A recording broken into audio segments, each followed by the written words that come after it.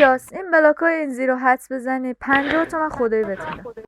آقا میگیرم ازش، خودتون شاهدید. آقا میدم، واقعا میدم.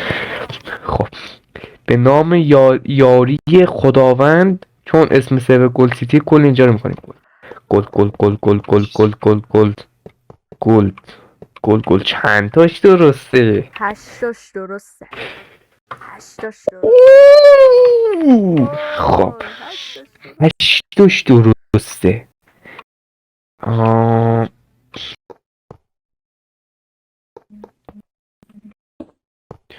چند تاش درسته؟ 6 تاش درسته. 6 تاش. ای، چند تاش درسته؟ وای خیلی خوب رفتی. 8 9 تاش درسته. شوخی میکنی؟ به خدا.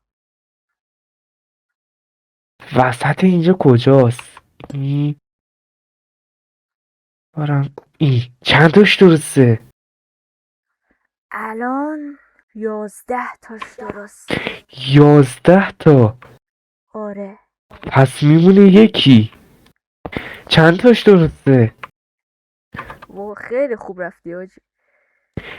درسته؟ 11 تاش درسته. چند تاش درسته؟ 11 تاش درسته.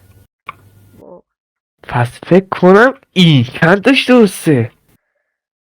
همش درسته بابا. بچه ها ببخشید از اینجای خود مثبت 18 شد. امیدوارم از ویدیو لذت برده باشید.